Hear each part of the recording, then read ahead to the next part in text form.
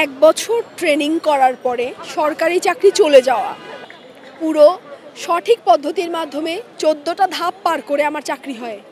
বাংলাদেশের অন্যান্য চাকরিগুলোতে 3টা ধাপ 2টা ধাপ, এই একমাত্র যেই চাকরি যেখানে কোনো নারী কোটা নাই, সবাই সমান, একদম জাতীয় যেই মাত্রায় চাই চাকরিটা হলো যেখানে কোনো কোটা ছাড়া। প্রাইমারি স্কুলে নারী একটা কোটা থাকে, কোটা ছাড়া যে চাকরিটা পেয়ে আমার যে চাকরি আজকে চলে গেল, এটাকে আমি বৈষম্য বলবো না কেন? আমাদের অর্ধেক ব্যাচমেট সারদাতে আছে আর অর্ধেক আমরা রাস্তায় দাঁড়িয়ে আছি। আমাদের বলা হলো শৃঙ্খলা ভঙ্গের কারণ, যেখানে আমি কোনো শৃঙ্খলা ভঙ্গ করি নাই। এক বছর আপনি আমার ওস্তাদজি স্যার সবার থেকে জিজ্ঞাসা করে দেখেন যে আমি কোন কাজটা ভুল করেছি। এক বছর আমি কোনো ভুল করিনি, আর এক বছর পরে এসে আমি শৃঙ্খলা ভঙ্গ করে ফেললাম। নাস্তা না খাওয়া এতটুকু একটা তুচ্ছ বিষয়, নাস্তা না করা এর জন্য কারো চাকরি গেছে। আমার তো মনে হয় বাংলাদেশ না পুরো পৃথিবীতে খুঁজতেও আপনি এই ধরনের কোনো রিজন পাবেন না। এটাকে আপনি বৈষম্য ছাড়া কি বলবেন? এটাকে বৈষম্য ছাড়া অনেক বেশি কিছু বলা দরকার। একটা মানুষের চয়েস লিস্ট আলাদা, একটা মানুষের প্যাশন আলাদা থাকে। আমার সবসময় ইচ্ছা ছিল পুলিশ বাহিনী হওয়ার। ইউনিফর্মটার প্রতি একটা অদ্ভুত একটা টান কাজ করতো, যে ইউনিফর্মটা রেখে আসতে আমার কতটা কষ্ট হয়েছে, যে আমরা এখন মানুষ নাই। এক বছর যাবৎ মানুষ থেকে আমাদেরকে পুলিশ বানানো হয়েছে, আর তারপরে বলে কি না ইউনিফর্ম জমা দিয়ে দাও, তোমার মাথার ক্যাপ খুলে ফেলো। আমার মাথার ক্যাপ খুলে নেওয়ার থেকে আমার মাথার মধ্যে একটা শ্যুট করে দেওয়া আপনার উচিত ছিল। আমি বেঁচে আজকে নাই, এটা আমার ডিগনিটি আমি সাদায় রেখে আসছি, আমার পরিচয় আমি রেখে আসছি। আজকে যে দাঁড়ায় আছি হয়তো বেঁচে থাকার তাগিদে এখানে আপনার সাথে কথা বলতেছি, কিন্তু আমার পরিচয় ডিগনিটি, আমার স্বপ্ন মৃত্যু সেই সারদার 21শে অক্টোবরই হয়ে গেছে। যেখানে আমরা এত 11 মাস ধরে আমরা ডিসিপ্লিনের সাথে রয়েছি, সেখানে আমরা কেন একদিন বিশৃঙ্খলা ভঙ্গ করতে যাবো? আমরা তো জানি যে এখানে বিশৃঙ্খলা ভঙ্গ করলে আমাদের পানিশমেন্ট খেতে হবে, তো আমরা কেন সেখানে বিশৃঙ্খলা ভঙ্গ করবো? আমরা তো এমন কোনো কিছু করি নেই সেদিন। মেনলি এই চাকরিটার প্রতি আগ্রহ আছে ইউনিফর্ম দেখে। ছোটোবেলা থেকে আমার ইউনিফর্মের প্রতি অনেক একটা ঝোঁক ছিল।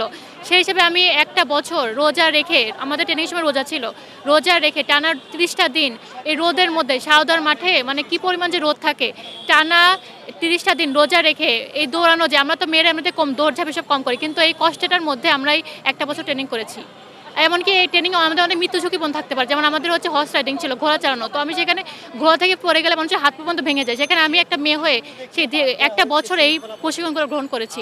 আমাকে এখন এটা রাস্তার মধ্যে বসে থাকা, আমাকে এত পড়ালেখা করে কি শেষ পর্যন্ত আমার এটা অবশ্যই অবশ্যই হবে যে আমি চাকরি থেকে আমাকে বের করে দিবে, এটা কোনো রকম কোনো অন্যায় কথা। আমি তো কোনো রকম কোনো অন্যায় করি নাই। কেউ যদি এই জিনিসটার ভিতর দিয়ে না যায় তাহলে এটা আসলে কাউকে বোঝানো সম্ভব না। আপনি প্রতিদিন আপনার বাসা থেকে বের হচ্ছেন, আপনার যারা জানে না তারা আপনাকে ডেকে ডেকে জিজ্ঞেস করছে যে আপনি তোমার পোস্টিং কোথায়, তুমি এখন কোথায় আছো। এই প্রশ্নগুলো আসলে যে আমাদের বুকের ভিতরে বুলেটের মতো বিদ্ধ হচ্ছে। আমরা আসলে আমাদের জীবন নিয়ে একটা আইডেন্টিটি ক্রাইসিসে ভুগতেছি এই মুহূর্তে। এখন আমরা আসলে কি সেটাই আমরা বুঝতেছি না। আমাদের কারোর ফ্যামিলি এখনও এই ধাক্কাটা কাটিয়ে উঠতে পারিনি। আমরা যে প্রতিশ্রুতি দিয়েছি আমাদের প্রশিক্ষণে যে বাংলাদেশের জনগণের সেবা করব, এই দেশের আইন শৃঙ্খলা বজায় রাখার জন্য সর্বদা নিজেকে উৎসর্গ করব, সেখানে আমাদের আবার পুনর্বহাল করা হোক। আমরা আমাদের দায়িত্ব পালন করতে চাই। আমরা একটা আশা নিয়ে দাঁড়িয়েছি যে আমরা অবশ্যই আশা করি খুব শীঘ্রই আমাদের এই দাবি ওনারা মেনে নেবে। কর্তৃপক্ষ তাদের দৃষ্টিগোচর অবশ্যই আমাদের এই দাবির মধ্যে পড়বে এবং তাড়াতাড়ি খুব পজিটিভ একটা নিউজ আমরা পাবো, এই আশায় হচ্ছে আমরা দাঁড়িয়েছি। পরবর্তীতে যদি না মানে সেটা এখন আমরা চিন্তা করিনি, কিন্তু আমরা সর্বোচ্চ পজিটিভ মন মানসিকতা নিয়ে এখানে দাঁড়িয়েছি যে আমাদের এই দাবি যেহেতু ন্যায্যতার ভিত্তিতেই হচ্ছে আমরা এই দাবি পুনরুদ্ধার করতে পারবো। আমি কোনো রাজনীতি আমার ছাত্র জীবনে করিনি, আমার পরিবারের রাজনৈতিক কোনো সংশ্লিষ্টতা নাই। তাহলে রাজনৈতিক ইস্যু যে আসবে আমার জন্য, আমার মতো এখানে অনেকগুলো মেয়ে আপনারা দেখতে পাচ্ছেন ভাইয়া, যে রাজনীতিতে সর্বোচ্চ আপনি আপনার জীবনে কয়টা মেয়ে দেখেছেন? 100টা মেয়ে যদি বাংলাদেশে আমি যদি 100টা মেয়ে ধরি, একটা মেয়ে সর্বোচ্চ রাজনীতিতে থাকে, আর আজকে আমরা এখানে 33টা মেয়ে বসা। এই মেয়েই ছিল একাডেমিতে মাত্র 55 জন, 58 জন মেয়ের মধ্যে বিভিন্ন কারণে বাকিরা চলে গেছে। অনেকে শারীরিক অসুস্থতা বা অনেকে ট্রেনিং নিতে পারছে না। আমরা এক বছর এই অমানসিক ট্রেনিংটা করার পরে এখানে আজকে 33টা মেয়ে বাইরে। আপনার কি মনে হয় না এটা একটা প্রশ্ন সরকারকে? এটা বৈষম্য বিরোধী গণ অভ্যুত্থানকে একটা প্রশ্ন।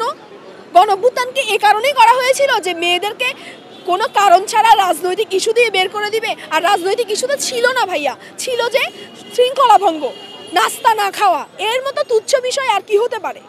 এখানে দাঁড়িয়েছে শুধুমাত্র আমরা আমাদের অধিকার আদায়ের জন্য, এর বাইরে কিছুই না। আমরা একটা বছর কষ্ট করে ট্রেনিং করেছি, বিনা বেতনে ট্রেনিং করেছি, আর আমাদের ট্রেনিং সম্পূর্ণ হয়ে গেছে। এখন আমাদের কর্মস্থলে যোগ দেওয়ার কথা, আমরা আমাদের কর্মস্থলে যেতে চাই, এর বাইরে আমাদের কোনো দাবি নাই। আর কেন বাধ্য হয়েছে, কী কারণে বাধ্য হয়েছে সেটা আপনারাই বুঝতে পারতেছেন ভালো, কেন বাধ্য হয়েছে। আমরা তো জানি না আমাদের কেন বাধ্য হয়েছে। যেই শৃঙ্খলা ইস্যু দেখিয়েছে সেটা তো আসলে ভ্যালিড কোনো কারণ হতে পারে না, কারণ আমরা এই তুচ্ছ কারণে তো আমাদের একাডেমিতে কখনোই বের করবে না।